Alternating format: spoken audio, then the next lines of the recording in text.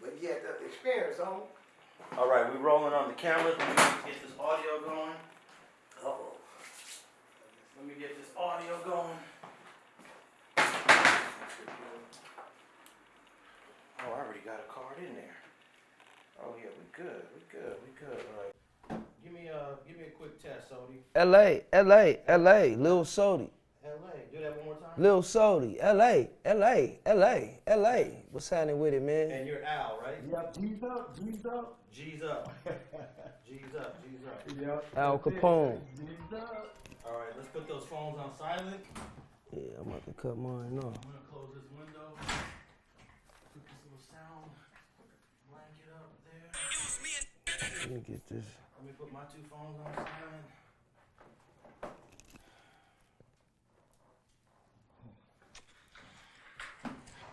And hopefully you can see me right there. Okay. Whew. I'm exhausted, Sodi. I'm exhausted. Man, you be working. I'm exhausted. You always working, bro. I was chilling up here on the phone. I didn't have my shoes on, and I hate when I got shoes on with no socks. Oh, real. Yeah, I hate that shit. But I threw them on real quick to come downstairs. But all right. Lil Sodi, Yes, sir. back at the StreetTV headquarters. My home. This is my first home.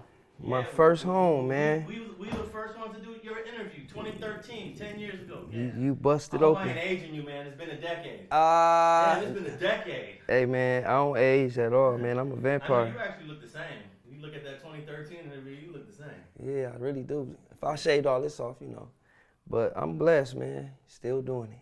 And now everybody's been wanting to holler at you. I've seen you hitting all kind of platforms, doing your thing. Yeah. And then Afro Man tapped in. Yes, sir. And then I still love that song, the 80s. Back to the 80s. Back to the 80s. And I still do it The every only show. thing is, y'all could have shot a better video.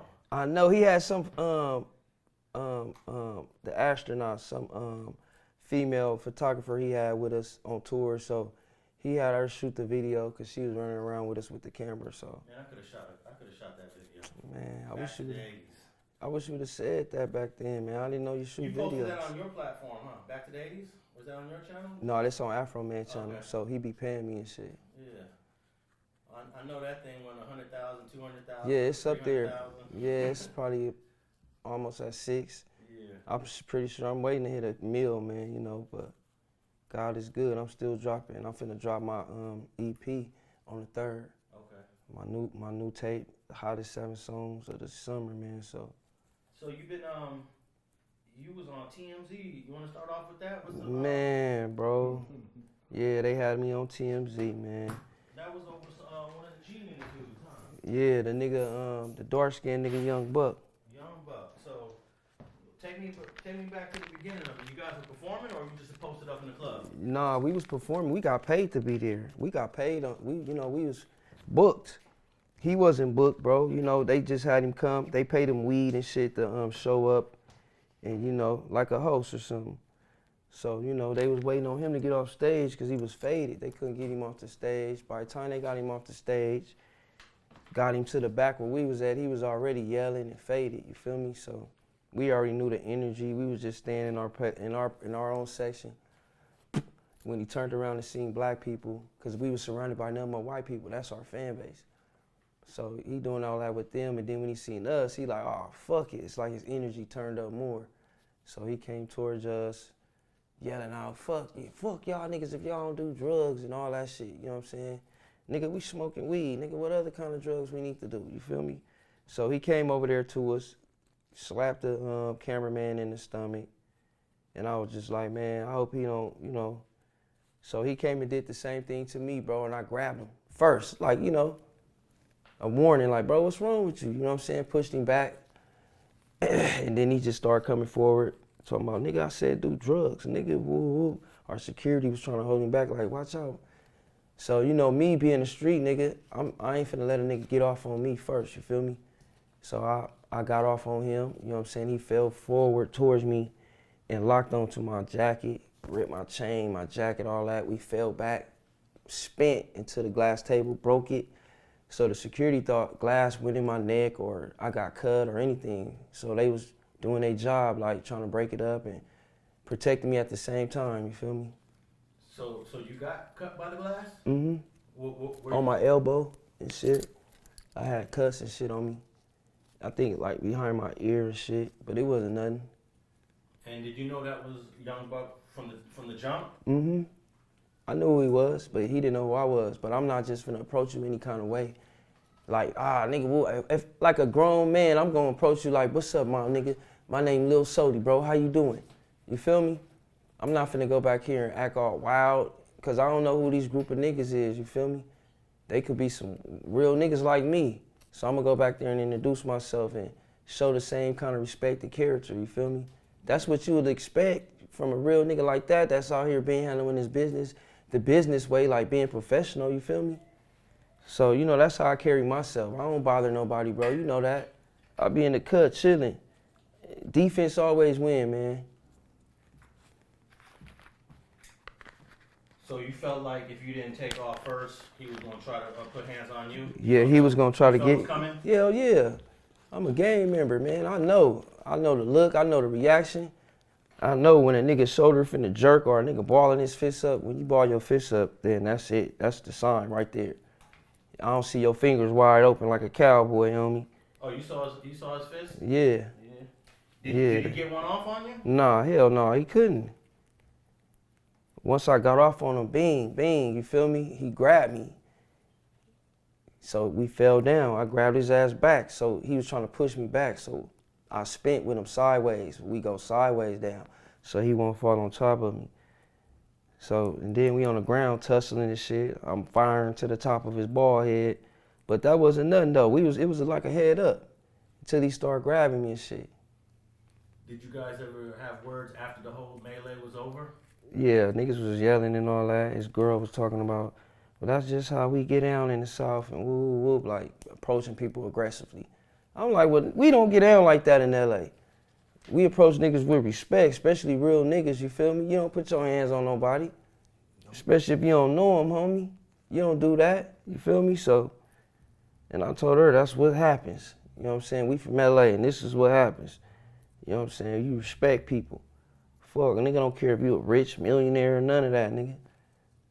Nigga respect a nigga, man. Nigga gonna respect you back. I'm out there to get my money, man. I'm doing shows and shit. And go back home to my family. Nigga ain't out here hunting down no problems. Now, did you see this one video where it says Young Buck beats the brakes off of Afro Man artist? Yeah, I seen that. I think I commented on that video. Why? Because this whole thing, is everything on video? No, reason why they saying that because he posted, yeah, I whooped this nigga, woo whoop. You know, he made a comment first on Instagram. After he left the venue, he was the first one to make a comment and we see it on his story. And then he deleted it. He like, yeah, nigga on 60s this and woo woo. So I'm like, all right, man. We finna figure it out if you a real one or not. So I tapped in with some of my real ones, the ones I know, you feel me? And they was like, man, that shit it ain't finna escalate nowhere, man. That nigga put his hands on you. That's all, you know what I'm saying? You don't put your hands on nobody, homie. Even niggas from prison, he was calling, like my nigga Speedy, Uncle Speedy from Eastside Hustler, BMF, you know what I'm saying? He hit me up after that shit. He was like, yeah, I just got talking to my nephew Buck, man, and he said, whoop, what happened, nephew? I'm like, man, whoop, nigga came, slapped me in my stomach talking about do drugs. He said, right there is where he made a mistake at, putting his hands on you. Yo. So, you know what I'm saying? And now I left that shit alone, like, it is what it is, nigga, you feel me?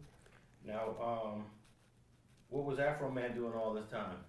He was chilling, he was trying to break it up, you know what I'm saying? Because he really didn't want that shit to go down like that, but he like, damn, why you gotta come over here and hitting niggas? Like, come and introduce yourself, brother.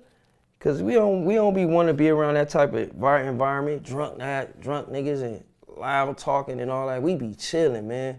We been on the road all day, driving for hours on a tour. We waking up in hotels, on to the next one. You know what I'm saying? We ain't on no vacation. We ain't relaxing. So of course our nerves bad. Niggas we smoking weed. We trying to before we get on stage. You know what I'm saying? So that's just how it be, man. Now, Afro Man was quoted saying that that he he was intoxicated. Yes, he was. I had a video of the nigga, cause I was just like, look at this nigga, man, all on stage, pink hat on, faded, he laying all on the stage, rolling all over on the stage. So yeah, we knew he was faded, cause he had an empty bottle of him in front of him in the video. So you know, all that shit plays a part, man. In the set, we DP niggas that's like that, come around drunk, starting problems, starting beef with hoods we get along with, cause you faded and drunk. We don't deal with that shit. I don't be around them type of niggas. Well, did you read his response where he says, "I don't do drugs. I wasn't drunk." Man, all right. That's all I gotta say. All right, everybody seen it. I wasn't drunk, man. Keep it real, bro. So what did the whole club, the club venue, what did they end up having to say about the whole thing? Oh shit, he was wrong. He was wrong. Cause you know I had to clear my name, bro. I ain't trying to have no cases on tour. You feel me? So it was like, you good. He was wrong. We seen him. All the security was back there escorting him out. He was finna leave till he looked our way and seen black people. Then these niggas started yelling and getting louder, and they like, oh shit, he going this way. You supposed to be going the other way. You was leaving. Now this one article says that Afro Man said he didn't even know he was gonna be there. No, we didn't. An intoxicated buck was acting disrespectful in the VIP area. And then an altercation escalated into a full-blown brawl between both crews. Was there other people involved, or was it just y'all two, or other people jumped in? Mm-hmm. My little brother jumped in, our security, Baby Sodi. He was the one with the Ravens jersey on, going to work on niggas. And then our cameraman, Bees, of course, he had jumped in because a nigga bombed on me from the back of the head. That's how I know he had niggas with him. Talking about he was by himself with his girl. That big nigga that sat down on the couch, you see in the video, my little brother jumped on top of him on the couch. Baby Soda like, nigga, what's happening? And that nigga like 7 feet tall. That nigga was like, on the video like this, you can see it. And then when Baby Soda get off the nigga, while I'm over there still with Buck, the nigga jumped over the couch. He stepped right over the couch, big giant ass nigga. So I'm like, man, this nigga was lying. I'm like, nigga, my own niggas ain't finna hit me in the back of the head, homie. And then the homie Bees get hit with a bottle, you feel me? So, yeah, we know he had niggas with him, man. They just didn't perform how they supposed to. They didn't know how to react. We was ready to tear the whole back up. That's what we tear shit down, you feel me? That's what we was ready to do, keep going. But you know. Now, did you know that they had footage of it and I guess they sold the footage? No, they said it was no cameras. And then after no cameras, no footage, no videos and all that, then come to find out, TMZ called Fro. Like, yeah, man, we got a video footage of the, he like, what? I'm like, guys, see what I'm saying? Now, what if somebody would have got him slapping me on my stomach and I ain't did nothing? Or I'm just standing there like, nigga, you know that niggas be trying to, little niggas, check niggas and shit sometimes. Like, I don't play that shit. Just let me be, homie. But you know how that shit would have went, bro, on camera. Everybody got a camera up. Ain't nobody trying to miss nothing. So, of course, they hit us and asked us for the audio because they couldn't hear good on the other audio that the nigga was selling them. So, you know what I'm saying, the homie Fro, we underbidded them. So that's how they was able to get the audio and the video like that, so they can hear everything. You hear it clear, you feel me? So they got the video and the audio from the same person or two different people? They got the video and that bad audio from the little white boy who had the camera. But we had the shit that Fro, little manager, had got the audio and all that, the real shit. So we was able to underbid their ass and give them a clear shot and all that. So the video wasn't from the club itself? It was just from somebody that... It was from a dude, because it was like he walked up the stairs and was filming down. So we thought it was the club cameras, you feel me? Yeah. So we was tripping on them, like, man, you said it wasn't going to be no, you feel me? Or, nigga, where the video at? Because we was asking for it, you know what I'm saying? So. Yeah, it does look like it's shot from a club camera because it's high up, but we can't see, if you're watching the video, you can't see that there's an upstairs. It's the stairs right on that's the stairs I pushed Buck into. The stairs right there. And then going towards the other way, that's where all the brawl went down there. So, are there any apologies coming from his camp? Is it all settled? Did y'all squash it? Any of that happen? I mean, he said it's all good, it is what it is. And I said, it's all good, it is what it is, homie. You know what I'm saying? Like I said, bro, you trying to start something involving the neighborhood niggas, and you trying to start something that, you gonna start a war that you ain't gonna be even part of, period. You ain't finna be in that war, nigga. You ain't finna be over there in the cars with them coming over there to the set, hopping out, putting it down. I'm Lil Sodi. That's all I'm gonna say, my nigga. We different. I'm really from LA. I'm really from that side of the tracks. I am one of the mascots. I am the mascot, not one of, I am the only mascot over there, you feel me?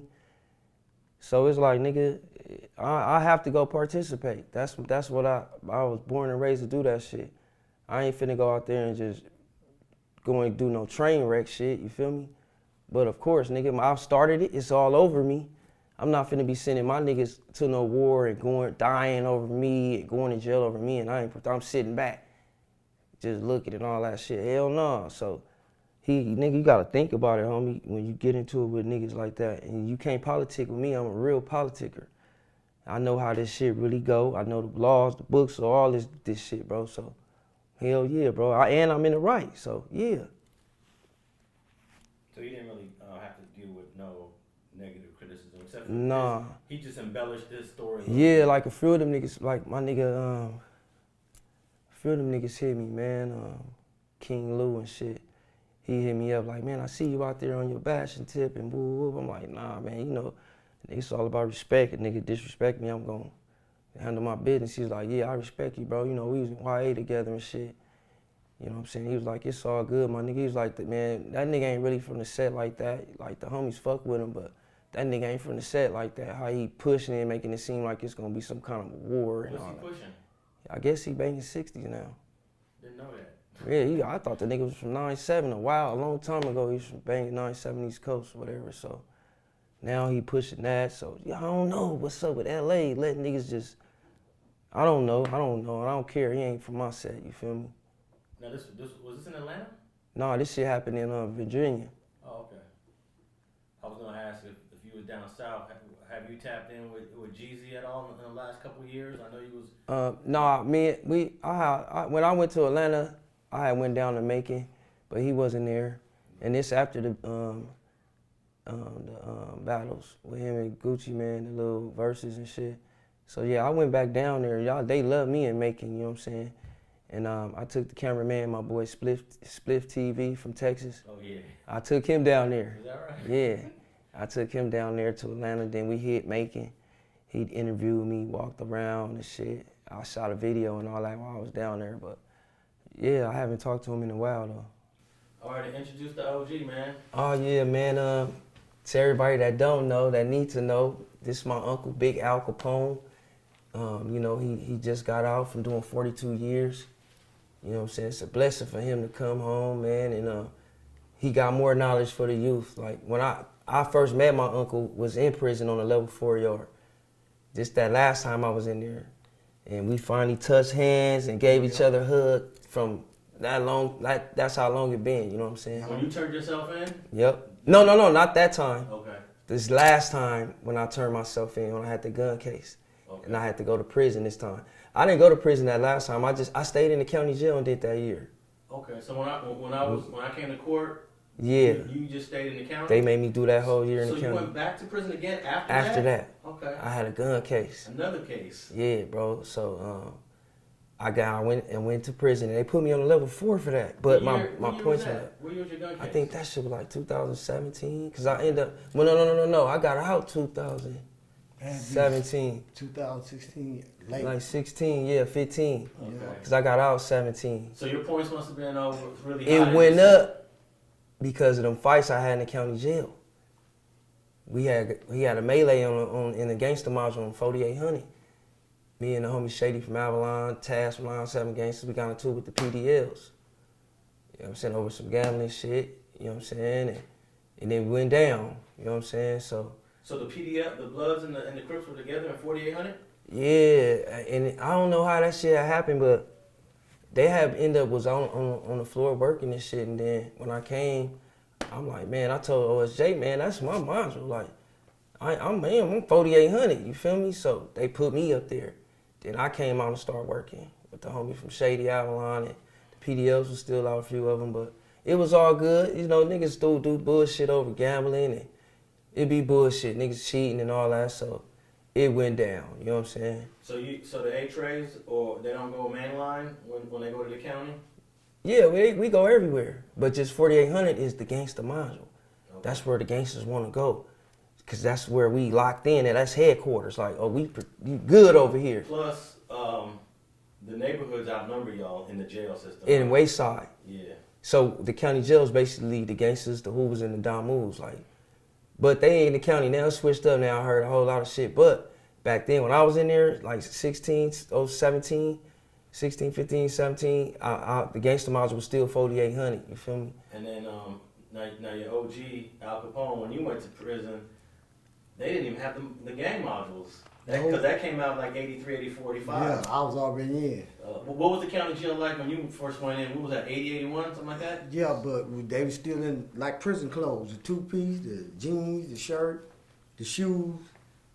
It came, all this new stuff with the jumpsuit came later. Everything was different. We went to child like regular. Yeah, so we didn't go to child. So you did 40 years. 42. 42. I'm trying to think. I don't think the person I interviewed that did the most time that I've ever interviewed was 30 years, 30, 31. So this is the first for me. Yeah, this show max. 42 years. Yeah. Man, that's like, that's more than his lifetime, if I did my math right. And it's, yes, it is. It's all my lifetime and a little bit more. So I can't even relate. Both, you know, we too young to relate to what's it like to do 42 years, because that's basically our whole lives. Well, with me, I just dug in to do it. I was trying to be healthy and live long enough for the laws to change to give me a chance. And it so happened it worked out my way, exactly how I planned it. But along the way, there's a lot of people I had to help and try to keep myself right. But it took me a minute because I was in there. It took me a minute to realize what I lost. When I realized what I lost, I went at that the same way I was going at things when I was in the game. Then I used my anger to help me go even harder, make me a way out. Just so happened it worked. Now, did you get sentenced to 42 years, or No. you caught more time while you was in there? No, I got sentenced to 15 to life. Mm. They mean that life when they got it. If you ain't doing what them people ask you to do, you ain't gonna be able to get out. But for a long time, they wasn't letting nobody out anyway. Yeah. And Gray Davis and Pete Wilson wasn't doing nothing. Arnold wasn't too much better. It didn't start until later. Justice reform helped a lot of people, because before I got out, I could watch at least 200 lifers go home. But what making this good for us is that the ones that's getting out, they're shining. They family, they doing good, they got jobs, they helping their communities. Other than that, they be trying to keep us in. But the dudes that got out before us, they did a good job, opened the door for us, because they got out and did the right things. It seems like a lot of dudes that got life sentences is coming home. I just met LB, Lorenzo Benton. He went in 76. Yup. He did about 44, 45 years. Yup. China Dog from Looters got That was out. my partner. He was just on the yard with me. Is that right? Yeah, when he went home, I'm like, dang, I was waiting on my turn. So China got out before you. He got out before me. Okay. So take me back to the 70s though. What was the gang scene like in the 1970s? There wasn't a whole lot of Crip on Crip fighting. So when you started hearing about that, that must have been new. So what was it like in the 70s? At least when you got into a fist fight in the alley, the next day you can live. We live with it. Win, lose, or draw. I lost my share up in the alley, knots on my head, but we let each other live. Now you can't do that. You end up in a fight, you could be shot, killed. So it's kind of different, and then we was able to go a whole lot of other places, like you ain't allowed to go. That's why everybody trapped in the house on the video game. Man, we be on our bikes in alleys everywhere. Inglewood, Compton, on our bikes. Nothing happened. We gonna make it home.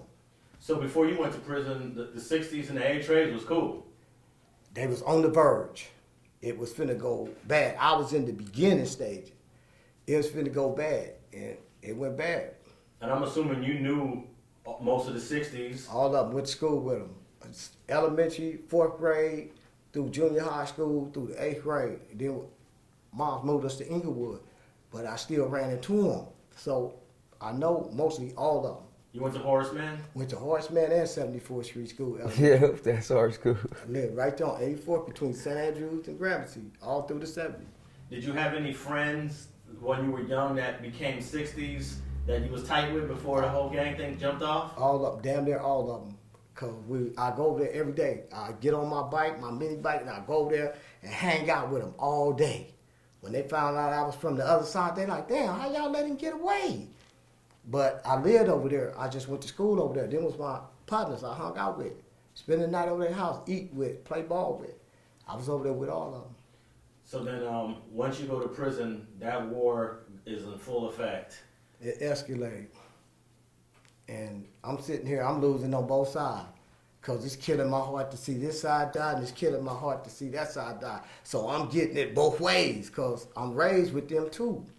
And I know their mamas, daddies, brothers, sisters. Are you seeing people come into prison because of that conflict too? Yeah, after I got in, they flooded. Oh, both sides. It flooded. But once they got to prison, that drama pretty much Can't afford it. Nope. You can't be bickering, No, right? y'all stay on y'all side, we gonna stay on our side, and by the time we end up bonding with like Big Bandit from 608, and Lancaster, he was my buddy. That was my partner. We hung out every day, worked together, ate together, worked out together. He was just like me, but I loved him. He was a good dude, and he was from over there. So the prison politics when it comes to race supersedes any little street beef, huh? Yeah, every time. Yeah. And from the beginning of time, that's all it ever was. It wasn't ever none of this other stuff. From the beginning of time, it was just like that. Now, when you had your first board 15 years in, did you think you might get out, or did everyone was telling you, oh, you ain't going home? That's all I kept hearing was I wasn't going home, and the board I wasn't getting it. I did not want to do what they asked me to do. I go up in there and play it and fake it all. They like, no, get out of here. Do what we tell you. So I did that for a few years. Then I started doing it. But as I'm doing it, it's changing me. Everything they ask me to do, it's changing me. Once you know better, you got to do better, because that little thing inside you ain't going to let you do nothing else. And that's the best thing we got. And that helped me turn myself into a healthy relationship with myself, with God, my family. It helped all of that. So you came out of the hood when it was also West Side Crip. You must have been a little kid seeing all the original West Side I Crips. seen them all. I'm saying like Tookie, Yup, Bug, yup, all of them. Cuz, Yup. Donald Archie, Yup. Skull, Yup. Around all of them. Grew up around all of them, in and out. Hunchy. All of them. All right, tell me a story about Hunchy. I want to hear something about you and Hunch, because Hunch is considered a co-founder of the Eight Trays. At the one time I can remember at Washington High School, I think it was Inglewood, I can't say for sure. Somebody came by shooting. You know, when they start shooting, we all supposed to get out the way. Hunchy over there throwing up the set and got hit. Right on the school ground. Got hit, go down. I said, man, why was he over there throwing up the set? We all running. We trying to get behind some cars and some walls. He just, and get hit. It was the funniest thing I seen, but it was serious. Oh, Because, really? oh man, everybody was mad. It was early in the day. I don't know why he stood there. And I can remember that thing about him. I remember it clear as day. I'm like, why did he stand there? Damn, how old was y'all? I was kids. Ooh, damn. man, I was in junior high school and up at a high school fooling around. I think I was in Oh, you 7th was grade. ditching. Yup, I was ditching. I rode the bus up there. I'm on Washington High School campus. I'm in junior high school. I'm hanging out. In the bathrooms, in the hallways, I'm hanging out. That's how I got to see it. So, if I remember correctly, you were born the same year Monster Cody was born, huh? I think I'm a year older than he is.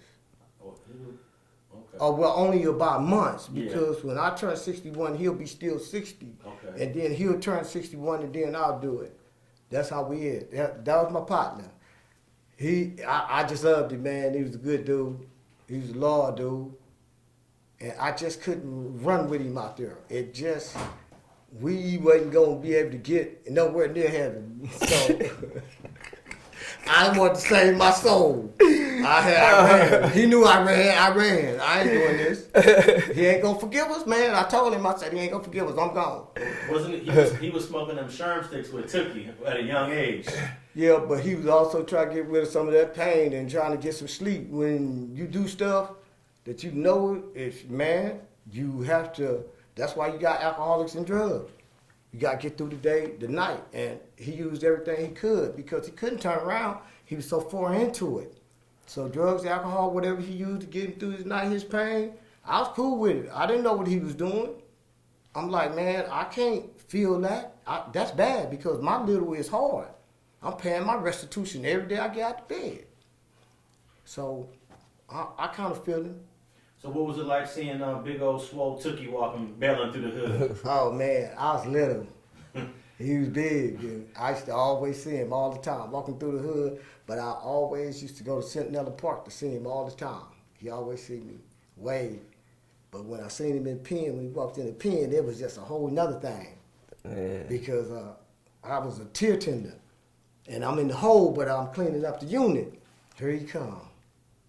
He comes Stanley Williams. I got up, I was smoking a cigarette. I got up, I looked at him. I walked up on the police, said, hold up. And then he asked Mr. Williams, he said, it's cool, Mr. Williams. He said, it's the homie.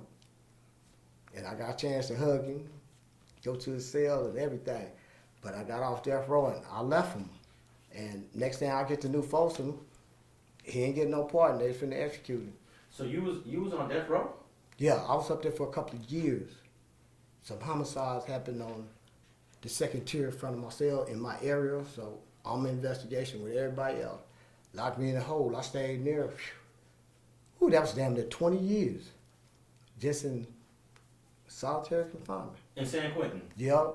I knew everybody came through there, no matter where they was from. Okay, so this is the 80s. All the way through, all of them. So did you cross paths with Lil Feet? Yeah. Only yard with him. Down the tier from him, used to see him every day. Daryl Drake was up there too.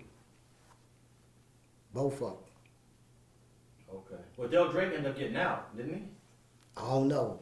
I ain't heard nothing on him in years. I thought he got killed. That's the last Yeah, time I heard. on the streets. Yeah. But he was in prison Yep. in the 80s? Yep, he was over there with us. Okay. Did they separate the Crips and the Bloods on death row? No. They all together. Doesn't matter. Did you cross paths with Ace Capone from VNG?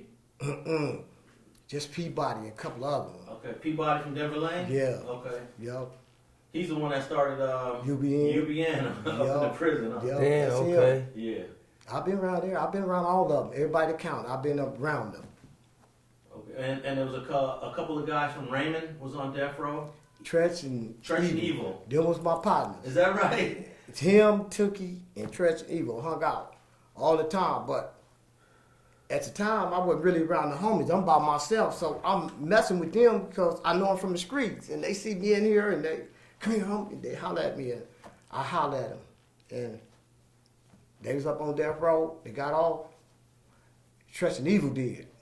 They got off. Both of them got off. They in the pen somewhere working their thing. But them was my partner. I've been knowing Stephen Champion all my life. Big Trash, we went through the county and everything together.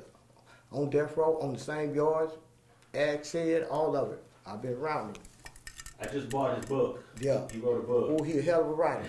I used to give the young dudes all this stuff, all around that cat. Here, read this stuff. This is my partner, for real. Read it, and you'll feel it. And they was reading it. Like, man, who is this? Stephen Champion, Big Trash, Raymond Avenue. And I gave it to him because I read all his stuff. He don't know I read it all, but he know. I'm gonna get in it. Cause man, I watch him grow. That writing is good. Hey, did you cross paths with that some big Samoan dude that apparently he knocked out a CO in San Quentin? I think his name's Roscoe. I don't remember. No? Okay. What about Potato Head from Compton? Yeah. Yup. I was on the yard with him. He was something else. Yeah. He was a good dude, though. So tell me about when you and Sodi crossed paths in prison. Where were y'all at, and what was that like? Man, I was up in the cell, right? I got the hot pot on. I'm finna make me something to eat. I'm just getting off work, out the shower. Got my soda on with some ice. Man, the porter or something, he come to the door, knock on the door. He said, "Hey, Cal." He said, "Little dude down here saying, your nephew." I said, "Man, can you ask the officer to open the door?" So the man opened the door, I go down there, I look, and then I look again. I say, "Damn, he look just like my brother." Uncle Bo Pete. Yep, he looked just like my brother. And when he got out of there, we hugged. He even kissed me on the cheek. We hug out every day. He hung out. He with his partners. He go work out, do his thing. I go to school, go to work. I meet him after work every day to get that bag of ice. That bag of ice. I run home, go shower, and go get my books and go to class. So what prison were y'all at? Lancaster, Building 1. Level 4. That's a Yup. level 4, huh? Yup, 270. Okay. Explain that for the people. They got the 180s, the 270s. Break that down for Okay, those. 180 is maximum. When you're in the building, it's walls, and then you say A, B, and C, it's walls. So they got total control. And then you being searched in and out, one in the shower, all of that. But when you go to a 270, a little more open. Ain't no walls, so everything is open. Day room, both sides, phone. It's a little open, but you still in a level 4. You still have to go through your searches, the shower and everything run the same. Your doors. It's different from a level 3. It's just wide open. Now, since you've been in there for 40 years, did you see how the Mexicans have become a more dominant force in the prison system from the time you first got there to when you got out? Yeah, but they was a little more dominant back then. The reason that they're dominant now that you got all these different yards. You know, you had sensitive need yards where, you know, you done something wrong. You got to be over here with everybody else. But now they turning the whole system into that. So you got a lot of renegade dudes, and the Mexicans, they can feel it, bumps of it here and there that is coming down to the end. Because it's hard to sustain something that ain't sustainable. And they try to sustain something that ain't sustainable. So you're going to have a bunch of varnish until everybody just get tired and just... When did you first hear about sensitive need yards? It was a minute. They used to call them PCs at first, protected custody. Then later on, I remember 86, things started changing. 88, they started changing. Then 90, I think somewhere after 92, I started hearing about SOI yards, sensitive need, people doing stuff that ain't in the rules and getting run off, stabbed, beat up, whatever it may be. Or they locking up in the night before you can get them. And it was just so much of them it just flooded the system. They just said, damn it, let's make all the yards like that. But you put renegades on that yard. And then you got a mix of gang of people mixed, black, Mexican, white, Asian, up. They all in one gang. We brought it to ourselves. Then nobody won't be responsible no more. So this is what we got. So when you got denied for your first board, how many years was it that said come back? Is it 3 years, 2 years? 7. 7? My first was 7. Damn. Because I wasn't nowhere near where they wanted me to be. Then I went back. Then it was 5. Then it was a little bit, and then it was 3. And then I'm like, I'm running out of time here. So I took the paper and took everything serious.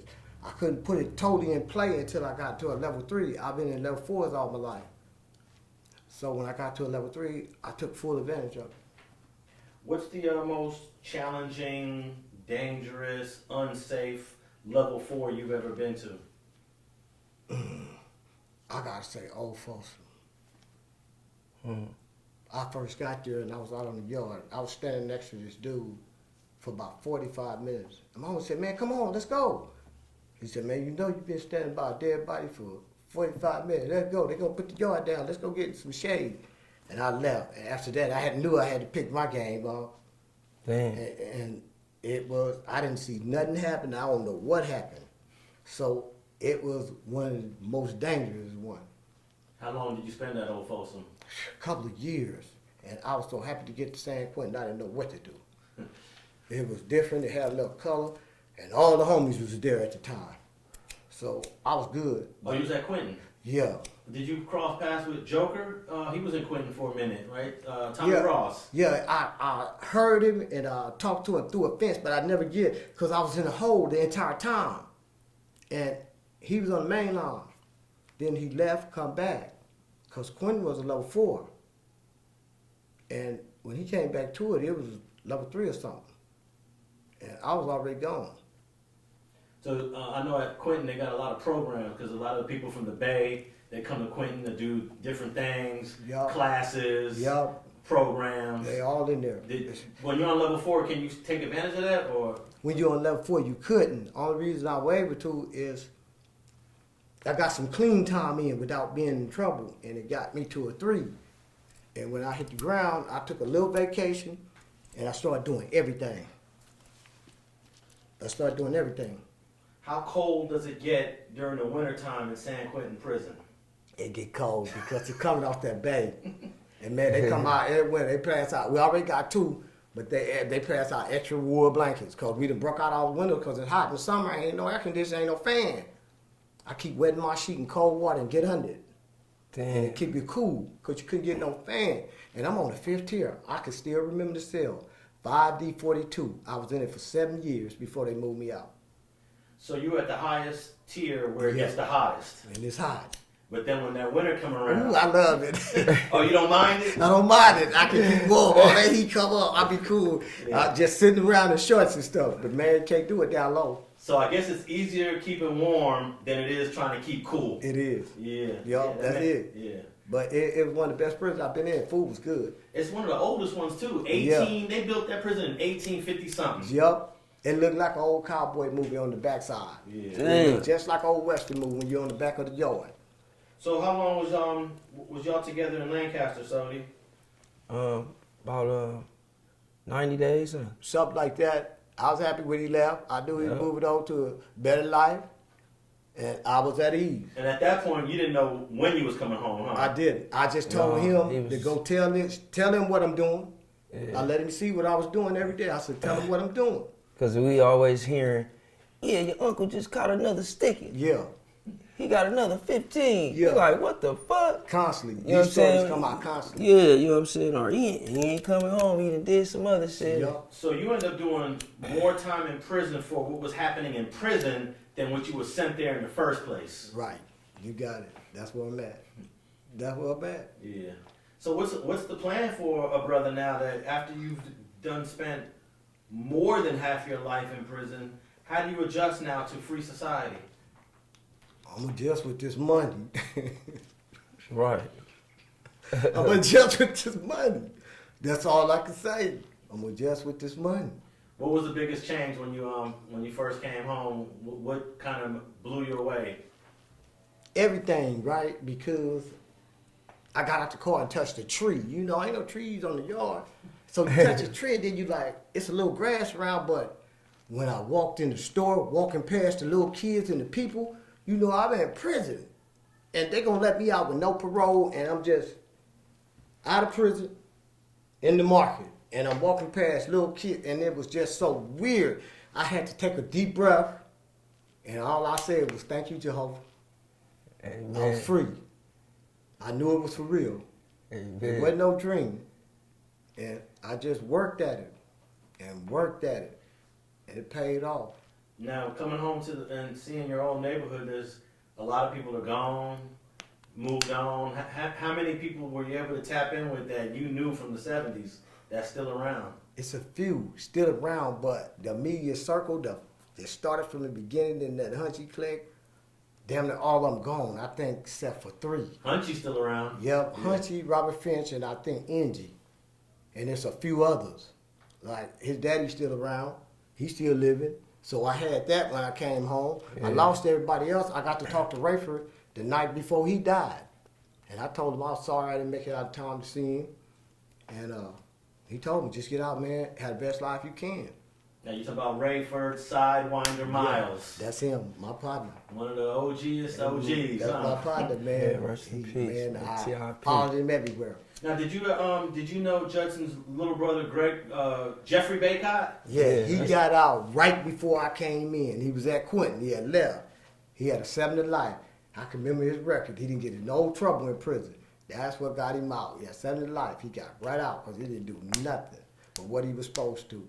Now, Judson told me a story on a previous interview that he went to prison in '72, and his brother was not in the streets, and then he's getting calls that, no, Jeffrey out there. Yeah, he was playing football. Sure was.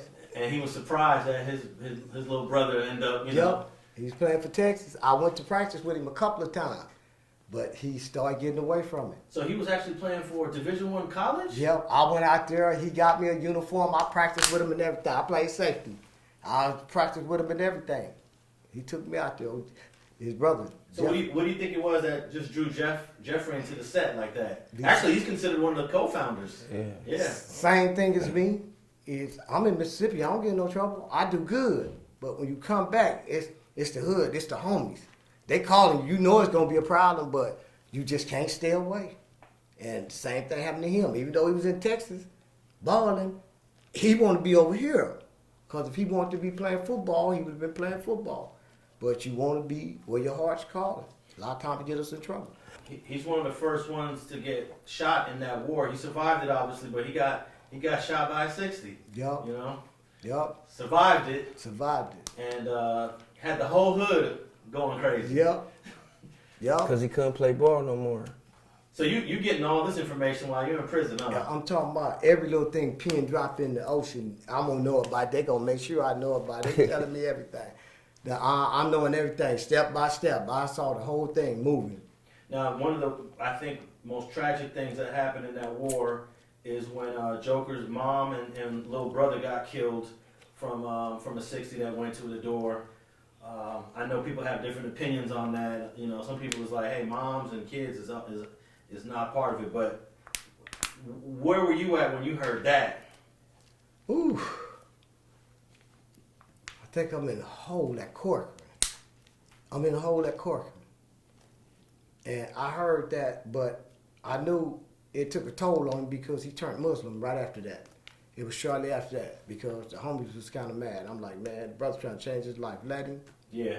You know, so he did what was best for him, man. Now, I spoke to him once, and he actually says he takes full responsibility for everything that happened to his family, even though somebody else was the trigger person. Yep, he did. Know, he takes full responsibility, and, you know, I could appreciate him wanting to move on and change his life. And Yeah, you got to. because it's very rare that somebody loses their mom and a brother because of this gang shit. Yep. You know, you might lose the homies, that's one thing. Yep. But losing your mom and a brother that didn't bang, Ooh. that's a whole nother, you know. Yeah.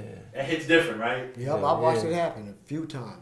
Man, it hit different. It tear a family apart. But how did you feel when you heard in 2019 after Nipsey got killed that the 60s and the Eight Trays was functioning at the supermarket on Slauson and Crenshaw and everybody was shaking hands and hugging again? It's probably the first time that has had happened in 40 years. I always say it's sad that happened to him. It's sad. But God make things happen to make other things happen. So it could have been in line with, y'all need to stop this. Look at this. Y'all ain't got to break their bread together, but you can leave. Stop trying to shoot each other. So it was kind of a shout out. I feel good about it. And Sodi was right there. Yup. Skull was there. Yup. To see Skull, Madbone, Yeah. Big U, Yup. We was all right there walking. Big together. Cat from 60s. Yup. You know, everybody was there. I think little. Pretty, what was it, Pretty Boy? Yup. One He with was the there. ponytail? Yup. He was there, Leo. So that was a good, 40 years though. That was a good first step. Yeah. We'll take it. And you was in prison when that happened, still not knowing when you was coming home, huh? Still not knowing. Yeah.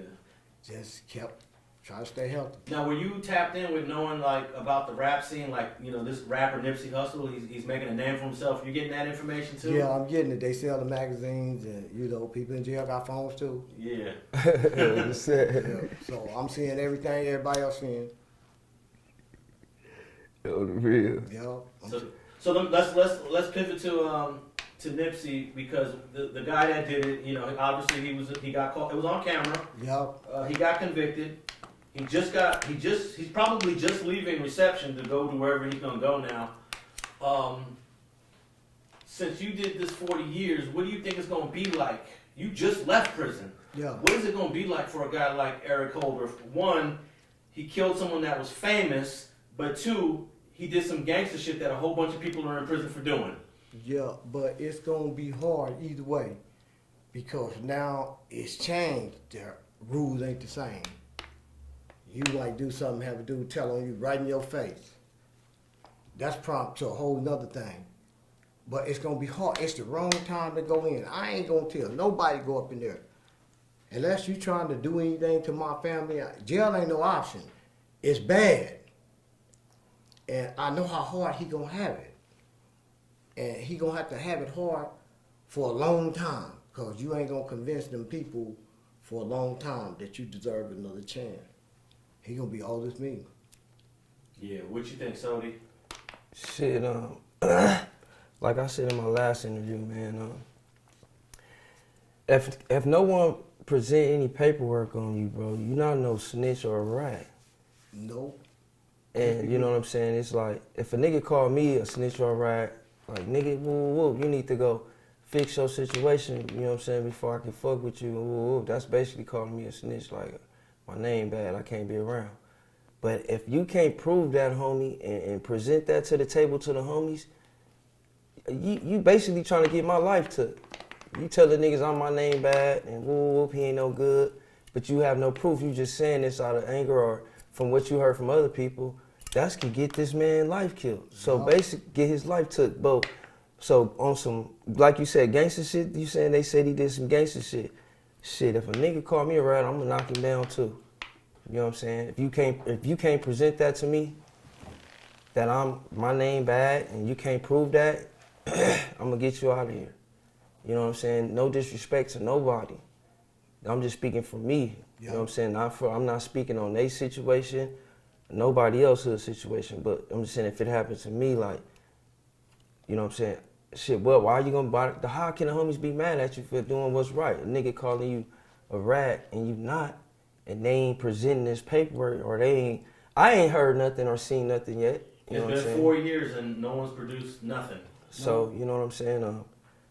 If he have it bad in there, it would be because the niggas that love Nip is going to be attacking him. Mm-hmm. But the real niggas that's going to stick to the code is not going to really be tripping like that, man. Because they going to be like, they going to be asking questions too. Where the nigga shit at? Y'all saying the nigga bad?